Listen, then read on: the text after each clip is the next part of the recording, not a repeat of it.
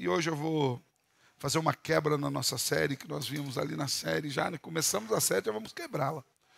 Mas eu gostaria de convidar você a abrir sua Bíblia no Salmo 116, para nós meditarmos um pouquinho nessa manhã. Um salmo de gratidão a Deus. E eu queria falar um pouquinho sobre o processo de desenvolvimento de uma verdadeira adoração. Nós temos experimentado da bondade do Senhor. Mas nós precisamos, de fato, ter uma motivação correta no nosso coração, centrar o nosso coração para agirmos da forma correta diante de Deus. Nesse Salmo 116, nos diz o seguinte, se você puder acompanhar a sua leitura, eu vou ler na Nova Almeida atualizada, nós vamos projetar também, mas se você quiser acompanhar aí na sua Bíblia. Até eu queria recomendar que você não feche a sua Bíblia, fique com ela aberta, vamos fazer igual os bereanos, o pastor vai pregando, você vai conferindo se o que eu estou pregando está aí mesmo, né? Porque se não tiver aí, você tem que falar, pastor, não é isso aqui que está escrito aqui. Tá? Então, gente, é a Bíblia, vamos conferindo o que está sendo dito. Salmo 116 diz assim: amo o Senhor porque Ele ouve a minha voz e as minhas súplicas. Porque inclinou para mim os seus ouvidos, eu o invocarei por toda a minha vida. Laços de morte me cercaram e angústias do inferno se apoderaram de mim. Fiquei aflito e triste. Então, invoquei o nome do Senhor. Ó Senhor, livra a minha alma. Compassivo e justo é o Senhor. O nosso Deus é misericordioso. O Senhor vela pelos simples. Quando eu estava prostrado, Ele me salvou. Ó minha alma, volte ao seu sossego, pois o Senhor tem sido bom para você. Pois livraste da morte a minha alma, das lágrimas os meus olhos, da queda aos meus pés. Andarei na presença do Senhor na terra dos viventes. Eu cria, mesmo quando eu disse, estou muito aflito. Eu disse na minha perturbação, todas as pessoas são mentirosas. Que darei ao Senhor por todos os seus benefícios para comigo? Erguerei o cálice da salvação e invocarei o nome do Senhor. Cumprirei os meus votos ao Senhor na presença de todo o seu povo. Preciosa é aos olhos do Senhor a morte dos seus santos. Senhor, eu sou de fato teu servo. Eu sou teu servo, filho da tua serva. Quebraste as minhas correntes que me prendiam. A ti oferecerei sacrifícios de ações de graças e invocarei o nome do Senhor. Cumprirei os meus votos ao Senhor na presença de todo o seu povo, nos átrios da casa do Senhor, em seu meio, ó Jerusalém. Aleluia. Até aqui. Vamos orar? Te louvamos, Deus, pela oportunidade que temos de, nessa manhã, buscarmos o teu nome, exaltarmos o teu nome, lermos a tua palavra e meditarmos na tua palavra. Te louvamos por tudo aquilo que o Senhor tem feito em nós, no nosso meio e por meio de nós. É o Senhor que tem sido bondoso. E queremos lhe pedir que agora, enquanto nós meditamos nas Escrituras, que o Senhor vá avivando no nosso coração e na nossa mente aquilo que o Senhor tem com respeito à verdadeira adoração e que nós aprendamos, Senhor, a adorá-lo como o Senhor é, em espírito e em verdade, de maneira que as Escrituras nos instruam a adorá-lo como o Senhor pede que nós o façamos. Fala ao nosso coração em nome de Jesus. Amém. Amém. Meus irmãos, esse salmo, o Salmo 116, ele foi escrito num contexto muito interessante, porque o objetivo dele é que ele fosse usado na liturgia do templo de Israel, da congregação do povo de Israel. E esse salmo ele se tornou um modelo de agradecimento para aqueles que se tinham recuperado das suas enfermidades ou de outras crises. Então, ele, de uma certa forma, também é um salmo didático que nos instrui a como nós devemos ter uma postura de gratidão ao Senhor. Inclusive, ele faz parte de um composto de 6 salmos, que é chamado de Halel, ou Aleluia, salmos que convidam o povo a louvar e a bendizer ao nome do Senhor, que vão do Salmo 113 até o Salmo 118. Esse salmo aqui, na verdade, ele é uma ação de graças pela experiência que o salmista teve com Deus. Ele reconheceu Deus em todos os seus momentos, não apenas nos momentos de alegria, mas ele inclusive fala que Deus estava presente e o fortalecendo nos momentos das suas tristezas, e por conta disso, o seu coração estava movido em agradecer a Deus por tudo aquilo que ele havia feito e em exaltar a Deus pelo caráter de Deus, por aquilo que Deus era. No meio desse grupo de salmos, que é o Halel, que são convites ao louvor a Deus, esse salmo ele ainda aparece como um testemunho individual.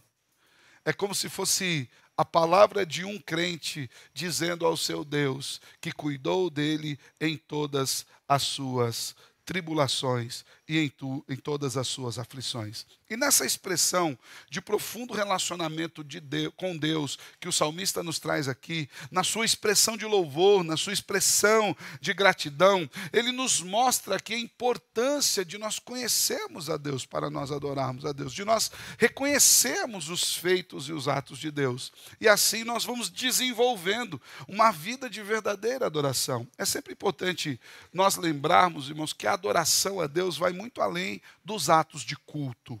A adoração a Deus vai muito além de cantarmos canções ao Senhor. A adoração a Deus vai muito além de entregarmos dízimos ou ofertas, ou até mesmo de trabalharmos para Deus em eventos como nós tivemos ontem, que foi maravilhoso.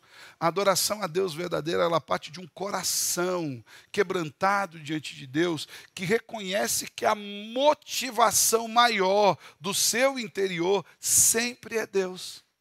Eu gosto muito do Salmo 22, quando o salmista nos diz que o louvor dele vinha do próprio Deus diante da congregação.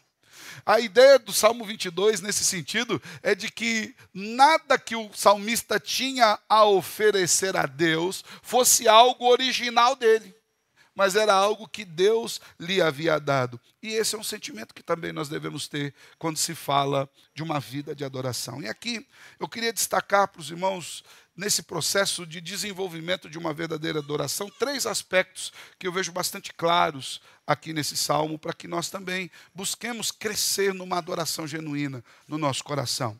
O primeiro é que no desenvolvimento de uma vida de verdadeira adoração, nós precisamos reconhecer os feitos de Deus. Então, o desenvolvimento da adoração passa pelo reconhecimento dos feitos de Deus. Ninguém de fato irá adorar a Deus de verdade sem reconhecer quem Deus é e as coisas que Ele faz. Cantamos agora há pouco aqui, grande é o nosso Deus e as obras que Ele faz. É nessa relação de reconhecimento das obras de Deus que o nosso coração é incentivado a adorá-lo e bendizê-lo. Olha o que nos diz o salmista dos versos 1 ao 8 e depois lá no verso 16. Ele diz assim do 1 ao 8. Eu amo o Senhor porque Ele ouve a minha voz e as minhas súplicas, porque inclinou para mim os seus ouvidos. Eu o invocarei por toda a minha vida. Ele diz ainda o salmista, laços de morte me cercaram e angústias do inferno se apoderaram de mim. Fiquei aflito e triste. Então invoquei o nome do Senhor. Ó Senhor, livra minha alma. Compassivo e justo é o Senhor. O nosso Deus é misericordioso. O Senhor vela pelo simples. Quando eu estava prostrado, Ele me salvou. E aí ele diz, ó minha alma, volte ao seu sossego, pois o Senhor tem sido bom para você, pois livraste a minha alma da morte, livraste das lágrimas os meus olhos e da queda dos meus pés. E lá no versículo 16, ele diz, Senhor, eu sou de fato teu servo, filho de tua serva, quebrastes as correntes que me prendiam. Então o salmista, durante todo a sua escrita desse salmo, ele fala dessa experiência particular que ele teve com o Senhor, onde ele foi aprendendo desse cuidado de Deus na sua vida. E ele foi reconhecendo a mão e os feitos de Deus nos mínimos detalhes da sua existência. Ele escreve esse salmo baseado nos atos de amor do Senhor para com ele. Talvez, irmãos, uma das nossas dificuldades de nos tornarmos adoradores verdadeiros, e quando eu falo adoradores verdadeiros, é aqueles que ultrapassam o ritualismo. ultrapassam os aspectos do templo, ultrapassam os aspectos da música. Aqueles que têm o Senhor no coração, é porque não são poucas as vezes que nós não conseguimos reconhecer Deus, até mesmo no meio das aflições. E o salmista faz uma lista aqui. Uma lista de como Deus agiu na sua vida. Ele faz uma lista dos feitos de Deus. Ali no versículo 1, ele diz que Deus ouviu as suas orações. Deus ouve as nossas súplicas. Nós aqui, em específico da IPB do Jardim Alvorada, temos experimentado isso há muitos anos. E eu sei de história, eu estou aqui há 19 e eu conheço histórias dos irmãos contando aqui muito antes de eu chegar. Dona Maria Gabriel, que está fazendo 102 anos, algumas visitas que nós fizemos a ela contando das histórias do cuidado de Deus, do amor, dos feitos de Deus. Nós lembrávamos das tias, quando íamos visitar, elas falavam do cuidado de Deus, não apenas aqui, fora daqui. De como Deus os cuidava enquanto eles cantavam com os corais, ajudando a plantar igrejas. Deus ouve as nossas orações. Deus nos tem ouvido. Esse é um feito maravilhoso de Deus, porque ouvir orações de pessoas como a gente, irmãos, é algo fruto da graça e misericórdia. É importante que nós lembremos quem é Deus, o Criador de todas as coisas, aquele que sustenta tudo pelas suas mãos, aquele que é eternamente santo, aquele que é perfeito em tudo aquilo que nós possamos entender como perfeição. Ele se inclina, vem ao nosso nível, chega até nós. Ele o fez perfeitamente por meio de Cristo e continua fazendo, colocando o seu Espírito em nós, e Ele nos ouve, pecadores. Tem uma canção que eu gosto demais, e eu até recomendo que você ouça em casa. Ela é em inglês e todo o meu inglês foi gasto para entender aquela canção. A cantora é Sandy Petty, o nome dela, e a canção é Calvary's Lamb, o Cordeiro do Calvário. E nessa canção ela fala que é difícil para ela entender como uma boca, que é uma boca tão fraca, ela usa um termo, uma língua tão tonga nesse sentido, uma língua que não tem consistência, consegue clamar a Deus e Deus o ouve. Como nós tão frágeis, tão quebradiços, tão sujos, podemos levantar as vozes a Deus e Ele nos ouve. É o que o salmista diz aqui: eu amo ao Senhor porque Ele ouve a minha voz. Apesar de mim, das minhas limitações, das minhas fraquezas, apesar daquelas orações feitas com sono, sabe aquela que você termina, acorda no amém 6, 7 horas da manhã, né? Apesar das nossas inconsistências, apesar de às vezes buscarmos a Deus com os nossos lábios e acabarmos de orar, temos uma vida completamente inconsistente, Deus nos ouve, isso é misericórdia. E o salmista diz: eu reconheço que eu sou pecador, que eu sou falho, que eu sou pequeno, e ainda assim Deus me ouve, eu só tenho que amá-lo, eu amo a Deus porque Ele ouve a minha voz. A ideia não é que Deus ouve a voz do salmista porque há mérito nele. Ele não está dizendo eu amo a Deus porque Ele reconheceu que eu sou um cara bom. Pensa num crente bom, sou eu. E aí porque eu sou bom, então eu falo e Deus ouve. Não. Ele diz eu amo a Deus exatamente pelo contrário. Porque apesar das minhas limitações, Ele me ouve. Ainda no versículo 2, o salmista deixa bem claro que Deus, para ouvi-lo, fez um exercício. Abalou-se na sua glória, desceu até o nível do salmista, se inclinou até Ele e o ouviu. Isso é muito interessante, irmãos, porque isso quebra em nós aquele sentimento errático de que Deus ouve orações fortes, ou de que existam orações mais fortes, orações mais fracas, orações mais aceitáveis, ou pessoas específicas. Não vão lá que o fulano ora, que o pastor ora, que a irmã ora, Irmãos, não tem isso. Deus não tem uma lista lá de especiais no céu. Quem que está orando? Fulano? Então eu vou ouvir. Deus não tem isso. Todas as orações que Deus acata e recebe é por um ato de misericórdia dele em vir buscar. Olha o que o salmista diz no versículo 2. Porque Ele inclinou para mim os ouvidos. Ele se abalou da sua glória e veio ao encontro das minhas orações. Jeremias, no capítulo 29, nos diz isso. Quando o povo estava ali no exílio, ele falou assim, olha, aqui vocês vão me buscar e vão me encontrar quando vocês fizerem isso de todo o coração. Vocês vão passar a orar e eu vou ouvir vocês. E ele diz algo no versículo 14 que eu acho uma declaração lindíssima, quando Deus diz assim: eu serei achado de vós. A ideia do ser achado é de se colocar à frente de maneira que você não possa esconder. Né? Esses dias eu conversava com a minha mãe, ela lembrou de uma cena, de uma foto que eu mandei para ela, de uma vez que eu acho que a Isabela não queria ir para a escola.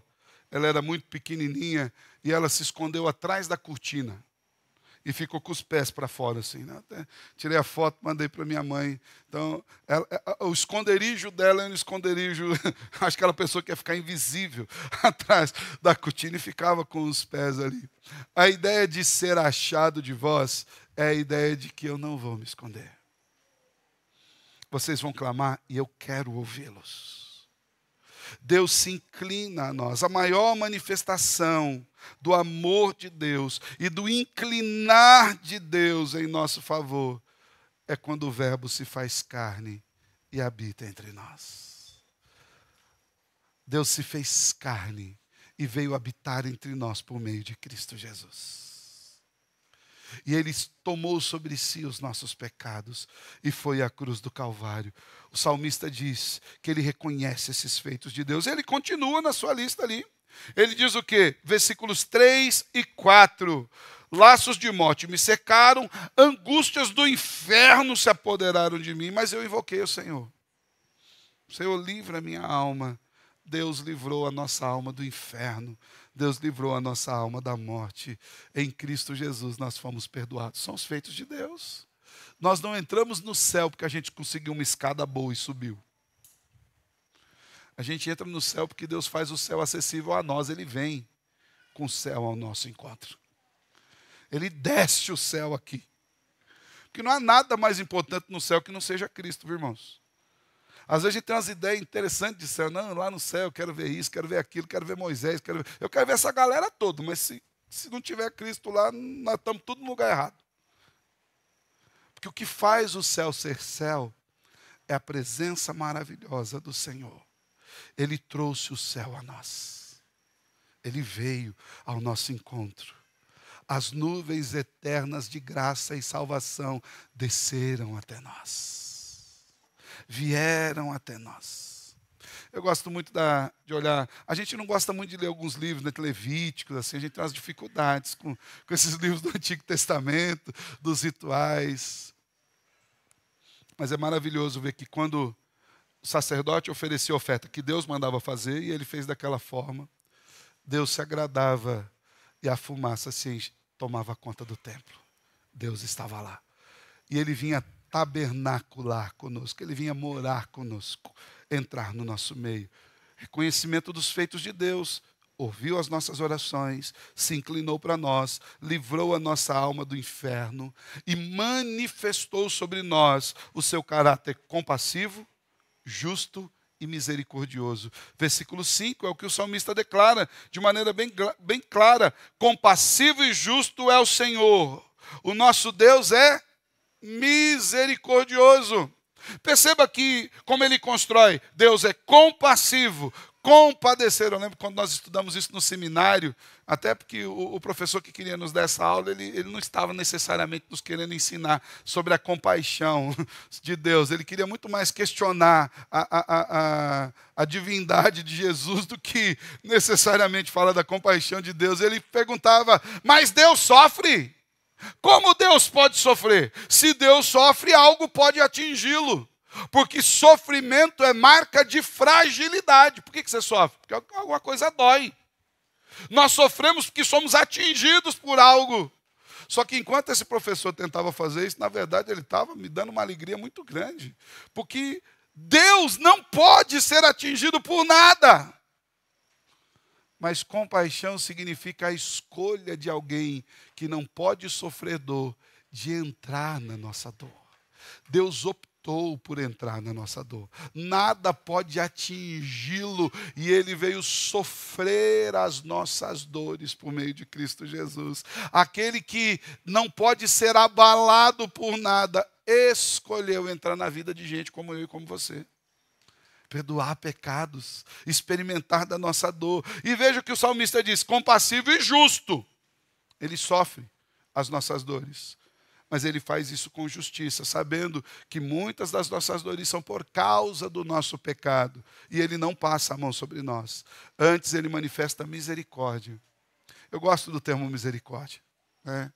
Se bem que a misericórdia está intrinsecamente ligado com a graça. É difícil você falar de graça sem misericórdia e de misericórdia sem graça.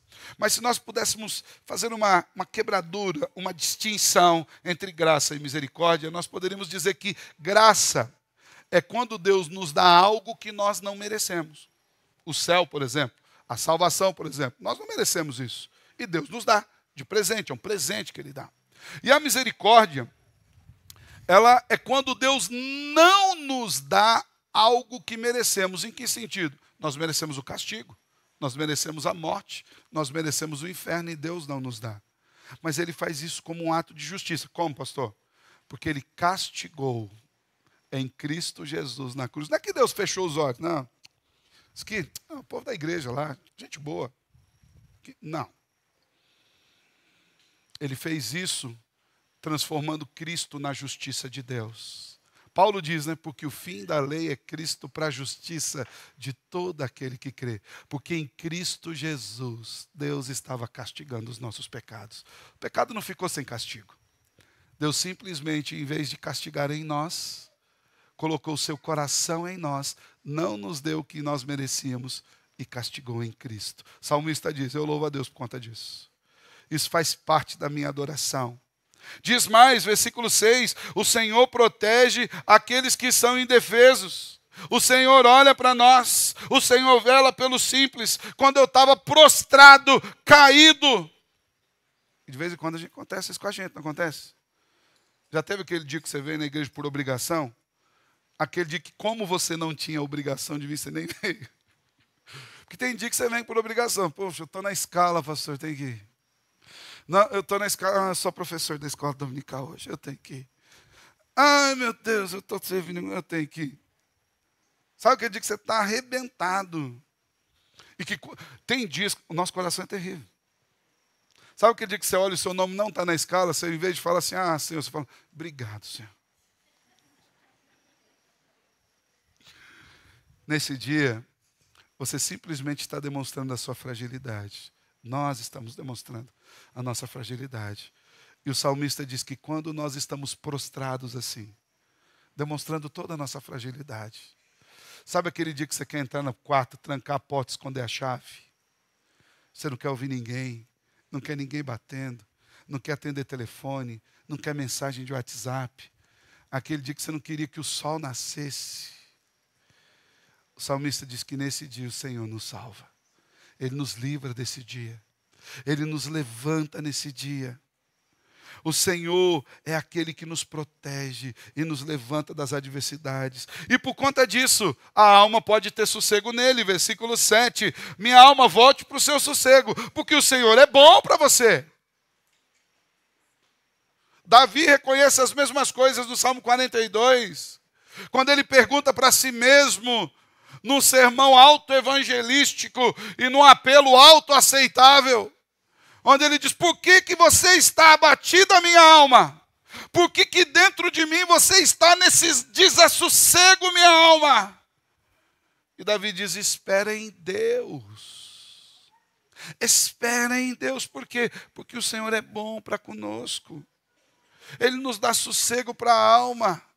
Ele é aquele que infunde em nós a paz que excede o entendimento. Diz mais o salmista, Deus é aquele que livra a nossa alma da morte. Deus é aquele que enxuga dos nossos olhos a lágrima, versículo 8. Deus é aquele que nos protege a tal ponto, que livra os nossos pés da queda eterna. Sabe por que nós não caímos da graça? Porque Deus não deixa. Porque Ele nos protege.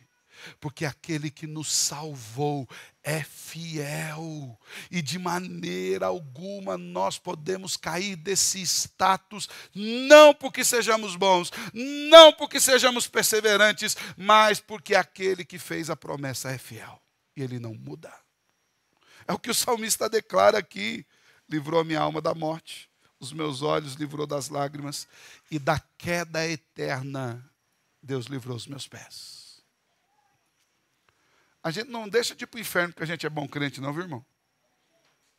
A gente deixa de ir para o inferno porque o Senhor não permite que a gente vá. Porque Ele nos tirou de lá. Porque Ele continua nos sustentando. E sabe por que Ele fez isso? Versículo 16.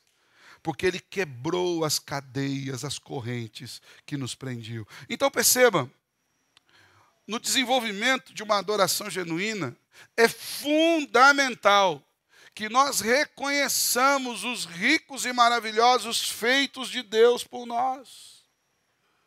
Reconhecendo que não são os nossos méritos, mas é o mérito daquele que vive, reina e que cuida de nós. O louvor a Deus sempre traz consigo o reconhecimento pela maravilhosa graça do Senhor para conosco, os benefícios imerecidos que recebemos em Cristo Jesus. No segundo momento, nesse processo de desenvolvimento de uma vida de adoração, algo que vem fortalecendo a nossa vida é a certeza da fé em momentos vacilantes. Então, isso é o que eu encontrei na internet sobre... Tá bom, não quero saber o que você encontrou na internet. Eu te garanto que se eu fizer 1000 vezes tentativa de pesquisar, ela não vai achar.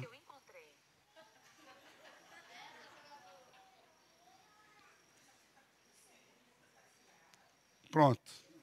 A silenciei. Vai encontrar e ficar quieta. Pronto. Eu já tentei fazer pesquisa com esse negócio, nunca consegui. E todas as vezes que eu não quero, ela resolve aparecer. Mas tá bom. Então, nesse desenvolvimento, irmãos, de uma verdadeira adoração, se no primeiro momento ele passa pelo reconhecimento dos feitos de Deus, no segundo momento ele passa pela certeza de fé nos momentos vacilantes. Lembra que o salmista não oculta que ele passou por momentos de tristeza. Ele não oculta que ele passou por momentos de fragilidade e de dificuldade. Olha o que diz o verso 7, depois dos versos 10 a 11 e ainda o verso 15. No verso 7 ele diz assim: ó minha alma, volte para o seu sossego, pois o Senhor tem sido bom para você. Por que a alma precisa voltar para o sossego? Porque em algum momento ela desassossegou. Olha dos versos 10 e 11. Eu cria, mesmo quando eu disse, estou muito aflito. Então o salmista está dizendo aqui, olha, quando eu estava ali perturbado, eu continuava crendo. E ele diz no verso 11, eu disse na minha perturbação, todas as pessoas são mentirosas. Ele estava tão abalado que ele começou a olhar o mundo ao seu redor numa perspectiva da sua dor. E ainda no versículo 16 ele diz, preciosa é aos olhos do Senhor a morte dos seus santos. Esse é um versículo que tem sofrido um pouco aqui nas nossas interpretações. Porque tem gente que diz que é bom, que Deus quer que o povo morra mesmo, né? A ideia de preciosa aqui é que Deus tem em muita consideração a morte dos seus santos. A ideia aqui é de que Deus irá vingar as mortes injustas daqueles que o amam, tá? Essa que é a ideia de preciosa, é que aos olhos de Deus, a morte de um dos seus santos não vai passar desapercebida quando é caso de injustiça, quando o inimigo se levantar contra nós. Ou quando nós vemos casos, por exemplo, há alguns anos atrás, nós vimos aquela cena na praia dos muçulmanos degolando os cristãos. Aos olhos de Deus, isso não vai passar como se não tivesse valor. É precioso aos olhos de Deus a vida daqueles que são seus. Então a ideia não é que Deus quer que a gente morra, não, tá? A ideia é que Deus cuida e tem um valor muito grande na nossa vida. Então, veja bem, nesse processo de adoração, a gente precisa fortalecer o coração na certeza de fé nos momentos mais difíceis, irmãos. O louvor e a adoração não residem só nos momentos de livramento. Até porque, se há livramento, é porque houve momentos de lutas. E o salmista sabe disso. E às vezes, para que nós experimentemos grandes livramentos de Deus, a gente vai passar por momentos de aflição. Eu falo que é maravilhoso quando nós olhamos Daniel sendo liberto da cova dos leões. Mas ele passou a noite lá dentro. É maravilhoso os relatos de Sadraque, Mesaque e Abdinego, acompanhados de mais um dentro de uma fornalha. Mas eles foram jogados lá. É maravilhoso quando nós lemos a história de Elias, que Deus o veio buscar e ele subiu no redemoinho. Mas antes ele estava numa caverna, totalmente triste. Mesmo depois das vitórias diante dos profetas e de Jezabel. Às vezes, irmãos, nós vamos ter experiências profundas com Deus no meio da dor, da adversidade. É por isso que o salmista diz aqui, eu cria mesmo quando eu disse que eu estou aflito. Mesmo quando eu lá, não, está difícil, eu continuava crendo. Meu coração estava firme no Senhor. Quando há desassossego da alma, o salmista reconhece que Deus age com generosidade, resolvendo completamente o nosso real problema. Ele nos recompensa além da medida e nos retribui acima da conta. Deus é aquele que nos sustenta, inclusive infunde em nós esperança para além daqui, irmãos. Isso é um desafio para nós. É um desafio para nós dizer, mesmo quando eu ando no vale de sombra e de morte, eu não tenho medo porque o Senhor está comigo. Ainda que a morte venha, a nossa esperança não está aqui. E aqui o salmista deixa isso muito claro, que a sua adoração também estava muito bem fundamentada, porque ele experimentou de um relacionamento de fé com Deus nos momentos mais vacilantes da vida. Martinho Lutero, no auge da reforma protestante, quando ele precisou, inclusive, ser protegido por um amigo num castelo, porque de outra forma ele seria martirizado naquele momento. Quando ele estava naquele castelo, dentro daquelas muralhas, e às vezes as pessoas falam, aqui você está protegido. Ele trouxe do seu coração aquilo que nós cantamos no hino da reforma, Castelo Forte. Ele falou, não, o castelo forte que protege a minha vida é Deus. A arma da minha batalha, a minha espada e o meu bom escudo é Deus. Aquilo que me sustenta no meio das aflições é Deus. Mesmo nas duras lutas, nos momentos mais agudos da aflição, é Deus. E ele ainda diz, se eu tiver que perder família, bens, prazer, algo me consola, que lá na eternidade eu reinarei com Cristo Jesus. Eu estarei com Ele. Uma adoração verdadeira, irmãos, ela é fundamentada. Essa semana nós assistimos um filme com os jovens. Aconselho todo mundo a assistir. Não, o filme é A Forja. Vale a pena assistir. É aquele filme que você pode sentar, assistir com a família sem nenhum tipo de medo, sem nenhum tipo de susto. É um filme, inclusive, cristão. E eu acredito que na sala tinham muitos cristãos ali, porque o povo ia torcendo. Oh, glória a Deus, aleluia, né? Falou, benção. O povo estava torcendo pelo filme. Acontecendo ali. Né? Mas muitas vezes na nossa experiência com Deus se dá no meio de uma forja, onde nós somos provados como o aço que passa pelo fogo e que é resfriado, e que vem pela força do martelo e passa pelo fogo e é resfriado, e vem o martelo, depois é lixado, depois é lapidado, e depois ele tem a sua dureza final. As provações, muitas e muitas e muitas vezes, são a ferramenta que Deus usa para forjar o nosso caráter como filhos dele e como adoradores verdadeiros. Por isso a gente tem que parar com esse negócio de rejeita a aprovação. Ah, eu rejeito a dor. Nós não podemos rejeitar nada. Alguma vez você falou rejeita a doença e sarou? Nós não temos esse poder, irmãos. Nós temos que tirar essa ideia de que a confissão positiva vai trazer alguma coisa. Quem governa a nossa vida é Deus. A fé do salmista não vacila, mesmo no meio da sua aflição, mesmo quando ele sofre pelos pecados alheios. Quando alguém está pecando contra ele, ele se mantém firme no Senhor. E ele não se prostra e não se coloca a pecar por conta disso. Antes ele confia em Deus. Também na aflição, ele reconhece que Deus sabe o valor da morte daqueles que são seus. Lembra? No sentido de que Deus não vai deixar barato. Sabe aquelas pessoas que foram mortas, aqueles cristãos que foram mortos? Deus não vai deixar barato. Pastor, está falando de vingança? Sim, a Bíblia diz, Deus diz isso, claro. A mim pertence a vingança. Eu retribuirei. Chega até a me dar um frio na barriga um negócio desse. É Deus que está dizendo. Eu retribuirei. Salmo 37, um salmo que consola a gente, fala, olha, não fica olhando para os ímpios. Entrega o teu caminho ao Senhor, confia nele, agrada-te do Senhor, porque os ímpios não vão prevalecer no dia do juízo. Sabe aquele dia onde nós vamos estar vestidos de branco? Os ímpios não estarão lá. O Senhor retribuirá. No desenvolvimento de uma vida de adoração, nós somos fortalecidos na certeza de fé e de que Deus está conosco. Mesmo nos nossos momentos mais difíceis, nos nossos momentos mais frágeis, Deus não nos abandona. Deus nos segura pelas suas mãos. Nós não perdemos a nossa salvação por conta da nossa fragilidade. Muito pelo contrário. O nosso Deus que nos sustenta, nos mantém salvos pela sua graça, no pior dia da nossa existência.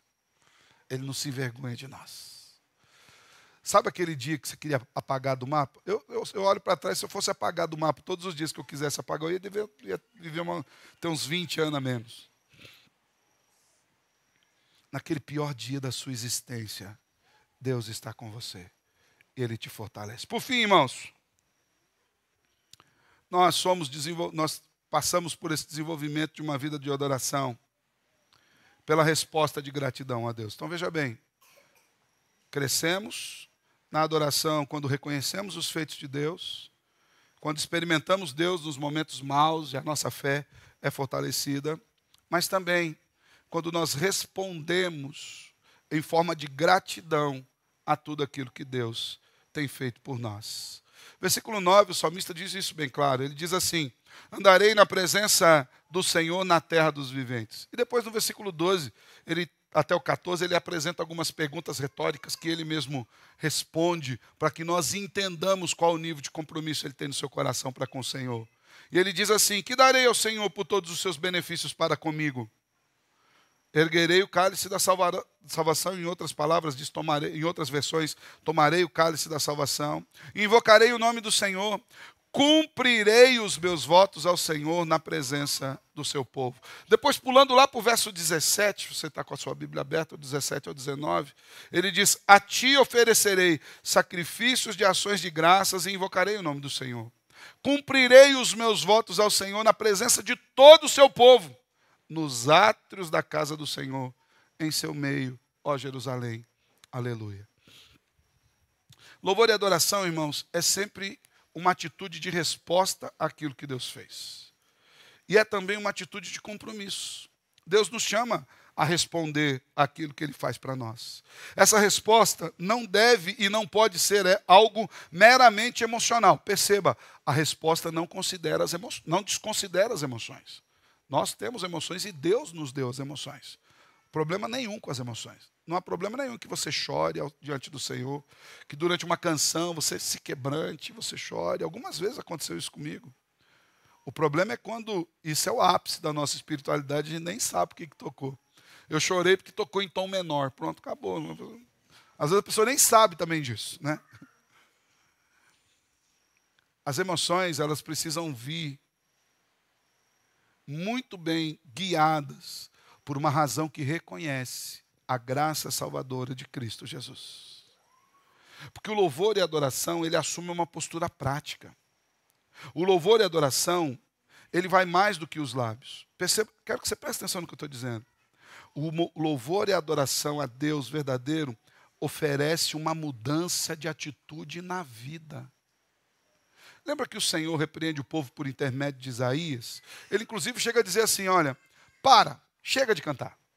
Não aguento mais. Eu não quero mais ouvir a voz de vocês. Ele é duro ali, porque ele fala assim, eu não quero mais sofrer os seus cânticos. Ele fala, afasta de mim isso. Por quê? Porque me louva com os lábios, mas o coração está longe de mim.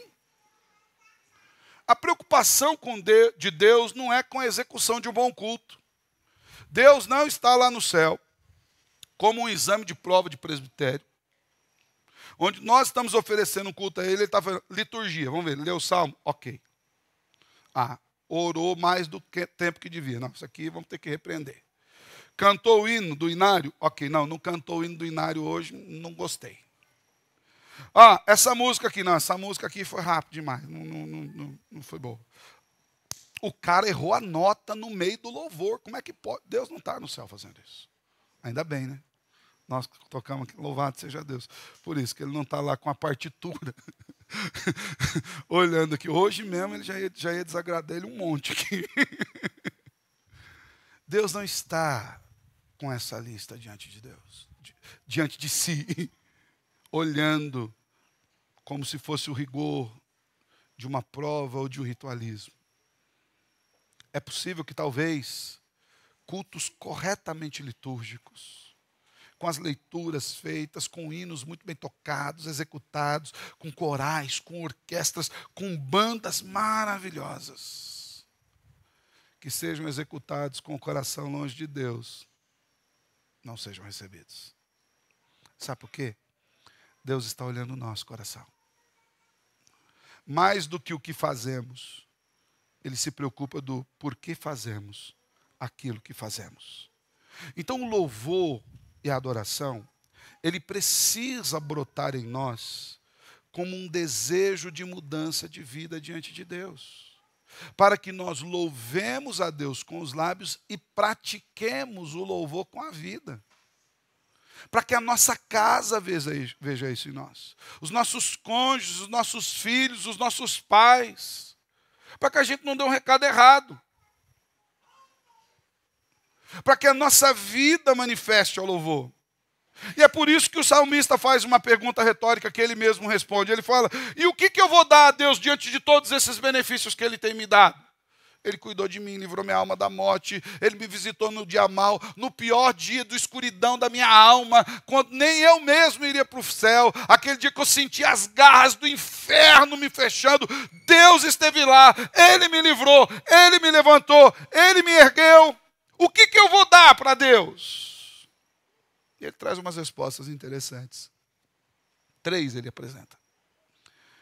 Ele fala, tomarei o cálice da salvação, ou na versão que nós lemos aqui, ele diz, erguerei o cálice da salvação.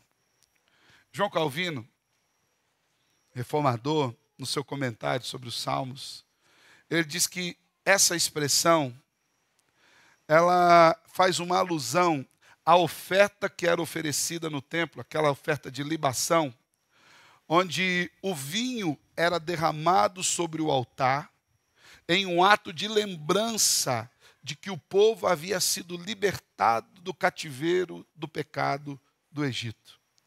E essa oferta era um reconhecimento de que eles foram libertos do pecado para não mais viverem uma vida de pecado. Então, quando ele diz assim, tomarei o cálice da salvação, ou erguerei o cálice da salvação, é como se eu estivesse dizendo o seguinte, agora eu vou viver de acordo com aquilo que Deus fez por mim. O apóstolo Paulo diz, vivam de acordo com o Evangelho, de maneira digna do Evangelho. Ou seja, viva como salvo. Cante, eu te amo, ó Deus, e ame a Deus. Cante, eu perdoo meu irmão, e perdoa o irmão. Cante, tudo entregarei, e entregue tudo. Deus não está preocupado com o seu dinheiro. Nem um pouco.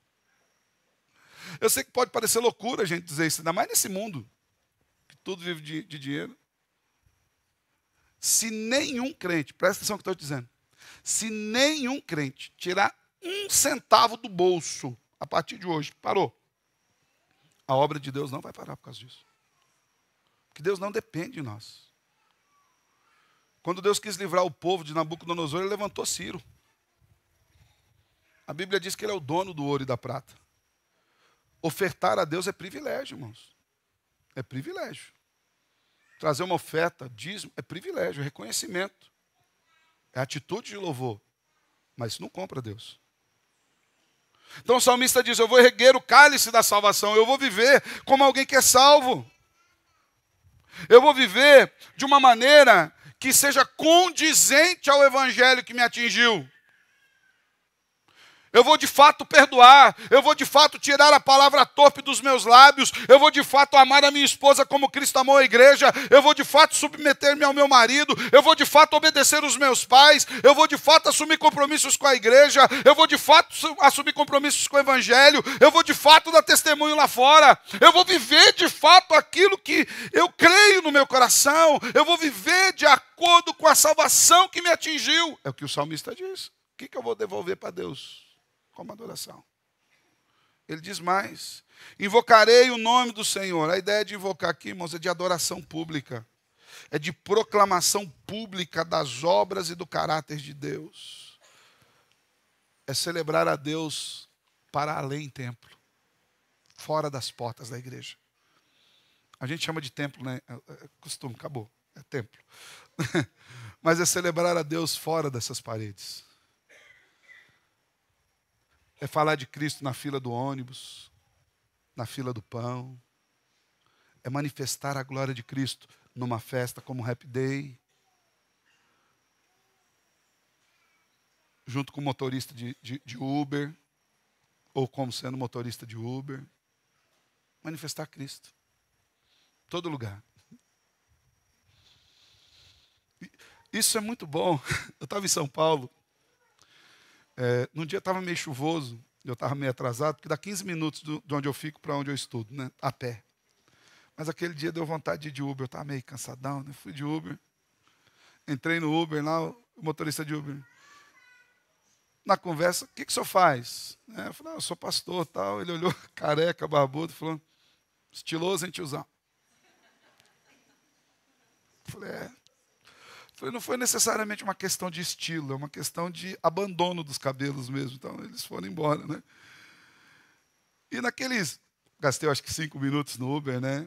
Tive a oportunidade de falar de Cristo para ele ali. Você não sabe. Voltando de férias no aeroporto. Uma senhora foi sentada do nosso lado, eu vi que ela estava em desassossego, eu até pensava que era por conta do marido, que ela queria um lugar para o marido sentar. E descobrimos que era a senhora, que estava com câncer a nível terminal. Dona Roseli Colette, ore por ela. Ela mora em Campo Mourão. Tenho mandado mensagens para ela toda semana, ou melhor, todos os dias. Tenho orado por ela. E ela abriu o coração ali. Foi muito interessante, porque às vezes a gente acha que todo mundo tem repulso ao evangelho, né? E nem sempre é assim. E eu falei para ela, eu sou pastor, o senhor é pastor? Eu falei, poderia orar pela senhora? Pode. Me dá teu telefone, que eu já vou mandar um WhatsApp para o senhor aqui. Deu o telefone, ela já mandou o WhatsApp. Oi, manda mensagem para mim, ora por mim. Fala, pastor, ela fez isso por causa do momento de aflição. Sim, foi por causa do momento de aflição. Mas que bom que ela pôde reconhecer que o Senhor poderia trazer uma resposta no momento de aflição. Nós somos chamados, irmãos, a qualquer lugar. Crente é um profissional, entre aspas, que está de plantão o tempo todo. A gente está de plantão, irmão. É igual o médico de plantão. Chamou, estou aqui. Alguém precisou do evangelho? Você está de plantão. O salmista diz ainda, cumprirei os votos diante dos santos. Fidelidade. O Senhor quer fidelidade, irmãos. A Bíblia diz que é melhor você não prometer nada para Deus. A Bíblia diz. Deus está pedindo para você prometer alguma coisa? Do que prometer e não cumprir. Deus não é igual ao nosso amiguinho de escola, ou alguma pessoa qualquer que a gente fala e põe na conta do esquecimento. Ele não esquece. Ele sabe todas as coisas. O salmista diz, eu vou viver em fidelidade, vou cumprir os deveres que eu assumi diante do Senhor, diante de toda a congregação e diante de todas as pessoas. Louvor e adoração é algo muito mais do que canções, do que culto, do que momentos coletivos. É vida no altar de Deus, o tempo todo. Ontem nós tivemos uma oportunidade de manifestar esse louvor e adoração através da festa do Happy Day. Mas não se engane. Cada um de vocês que estava com o coletinho amarelo ou laranja ontem aí, as pessoas que encontrarem você na rua, no trabalho, no terminal, eles vão esperar de você uma atitude diferente. Nossa, pastor, ainda bem que eu não pus o coletinho. Às vezes o coração pecaminoso pensa isso. Escapei, pastor. Deus sabe quem você é. Deus sabe quem você é. Que na verdade, com colete ou sem colete, a gente brilha a luz de Cristo. Onde quer que a gente pisar os nossos pés. Nesse desenvolvimento de uma vida de oração, reconheça a graça de Deus a cada dia. Reconheça que os seus dons e talentos foram dados por Ele. Use para a glória dEle. Fuja de superficialidade mentirosa, irmãos. Fuja. Viva uma espiritualidade plena, fundamentada na palavra, relacionamento com Deus. Veja como você pode usar os seus talentos para servir ao reino de Deus, ao Senhor, como resposta daquilo que o Senhor já tem te dado. Sirva a Deus no trabalho, em casa, na escola, na igreja, e deixe a luz e a glória de Deus brilhar através da sua vida. Amém? Feche seus olhos, quero orar com você. Obrigado, Senhor, pela Tua palavra, obrigado pelo dia, obrigado pela Tua graça, pela Tua bondade, pela Tua misericórdia. E lhe clamamos, Senhor, nos instrua nos Teus caminhos, para que a gente faça aquilo que o Senhor quer que nós façamos, vivamos de maneira digna do Evangelho. Obrigado por tudo aquilo que o Senhor tem realizado em nosso meio e por intermédio de nós. Mas que a cada dia, Senhor, essas realizações do Senhor nos leve a afirmar um compromisso mais sério com Cristo e a vivermos diante do Senhor em novidade de vida a cada dia. Abençoa a Tua igreja, abençoa Teu povo. Despede-nos com a Tua graça, com a Tua paz. Nos dá um domingo de bênção.